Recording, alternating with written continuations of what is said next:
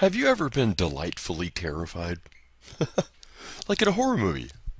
I hope so. I hope that's a genre you like because Bisphenol A, some of the information I've uncovered is right up there with some of the slasher flicks that we've all become so familiar with nowadays. So, we're going to dive into some .gov sites here, and I'm going to show you how not only, like the title implies, that bisphenol A is in most all of us, in our bloodstreams and in our urine. I'm going to show you how it's in 43% of all the rivers in America, how it's in most all the beverage containers, canned foods, a large percentage of all the plastic containers, baby formulas, you name it. It's right out there in the open. Just so you know, we're first off going to go to some .govs and see what they're telling us about bisphenol A. So sit down, prepare to brace yourself. Keep all arms and legs in the vehicle while it's moving. Welcome to experimental vaccines. Here we go. Well, like I said, EPA, the Environmental Pollution Agency. Well, it's a .gov, and of course, one of my favorites, this building a database of developmental neurotoxins. If you've seen some of my other videos, I do go to this page a lot, and only because it helps establish a mind frame for you to keep this context in your mind while you're listening to them talk about bisphenol A. We're going to scroll over here. This is on the substantial evidence of developmental neurotoxicity. And you can see here, let me pull it up here, you can see right here bisphenol A. Okay, so they already disclosed to you here that it is a neurotoxin, but now we're going to go to some other sites and they're going to talk about levels and amounts. They like to change the language and focus on the language rather than the reality of it all. And the reality of it all is that this is a neurotoxin, which means it affects the way your brain develops. All right, so follow me over to the next site. I think you're going to enjoy this.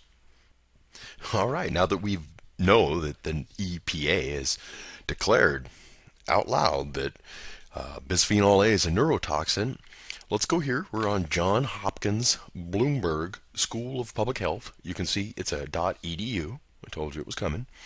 Let me scroll down here just a second.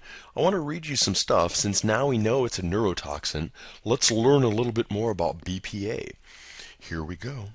Bisphenol A, or BPA, is one of the highest volume chemicals produced worldwide. Over 6 billion pounds are produced each year. That's quite a lot. Well, look down here. It says, in the United States, the Center for Disease Creation and Proliferation has monitored urine levels of BPA across the population and has confirmed that exposures are widespread and throughout all age and racial groups. One more thing before we jump to the next .gov.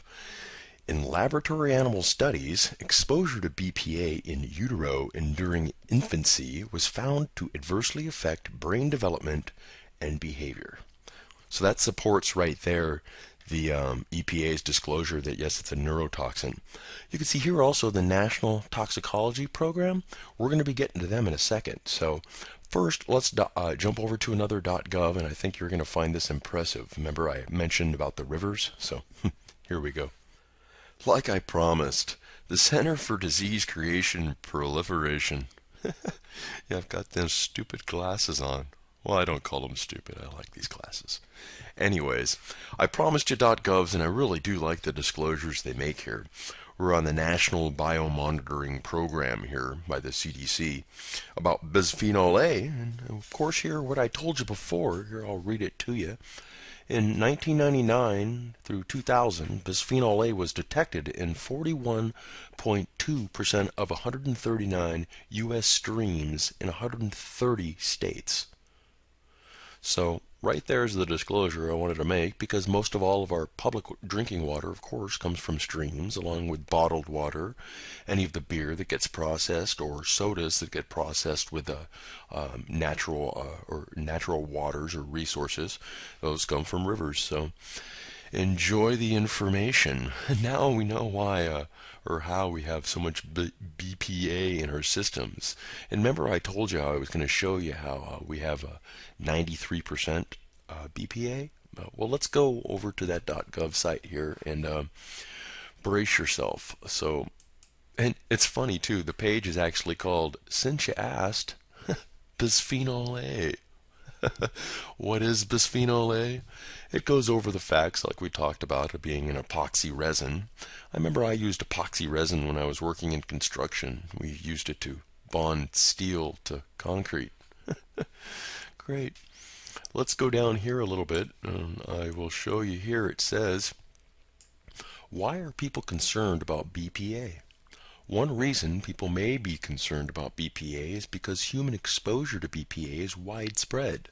The 2003-2004 National Health and Nutritional Exam Survey, the NHANEES-3, conducted by the Center for Disease Control and Prevention, CDC, found detectable levels of BPA in 93% of the 2,517 urine samples from people 6 years and older. So there's the kaboom. I told you it was coming, so I'm glad you were sitting down. Once again, you'll see this is a .gov site. You know, this is the CDC, straight from the horse's mouth, so to speak. Well, I guess it's not the CDC. We're on the National Institute of Environmental Health Services, or nope, excuse me, Health Sciences. It's a organization part of the National Institute of Health. They have, I believe, 27 different agencies. The CDC is one of them, and of course this is another. So we love the disclosures. Let's keep marching forward here. I think you're gonna enjoy. Or enjoy. You're gonna cry some more. Follow me. Let's find out from Toxtown what exactly bisphenol A is going to do to our bodies. Since this is a .gov, I'm sure the information here is going to be at least pertinent to someone. The National Library of Medicine. You can see by that inverted pyramid and the rising sun that the New World Order is probably the webmaster here. Let's scroll down and see what bisphenol A or BPA can do to our bodies, at least what the .gov is willing to tell us. Right off the bat, they say bisphenol A is an endocrine disruptor. Now, I mentioned before that National Toxicological Program, the NTP. They say it has some concern for effects on the brain, behavior, and prostate gland in fetuses, infants, and children at current human exposures to BPA. Now, look at this here. The U.S. Geological Survey is confident that adult exposure to BPA affects the male reproductive tract, and the long-lasting effects in response to developmental exposure to BPA occur in the brain, male reproductive system, and metabolic processes. So there's your disclosures about what it does to our bodies. It messes with our hormones and turns men into women and women into hyper women. So let's move forward. We're going to hit some .coms now and end this on a high note. All right, thanks for staying with me. Here we go. Seems like even the mainstream news, the Telegraph here, .co out of the UK, it's got an article here, Bisphenol A now linked to male infertility. The article starts with Bisphenol A, BPA, known as the gender-bending chemical because of its connections to male impotence, has now shown to decrease sperm mobility and quality. So let's head over to my website here, and we'll show the end of it up here, and see what things we can do to prevent this, stop this, or at least expose it for what it is. So let's jump over there. Delightfully terrified, I did warn you. Unfortunately, there's not much we can really do to avoid the BPA, the bisphenol A. It's everywhere. It's a part of plastics. It's been around since 1947, a man-made chemical. You know, and those plastics, I mean, that comes from oil. You know, those oil companies, you talk about the New World Order, look out. They're looking at you with one eye, aren't they? But there are some states that are getting it out of their water supply. And some of the countries out there have banned BPA in their products. A lot of the other websites that you'll find and run into, you'll see that most everybody realizes that BPA is toxic and it's doing things to us.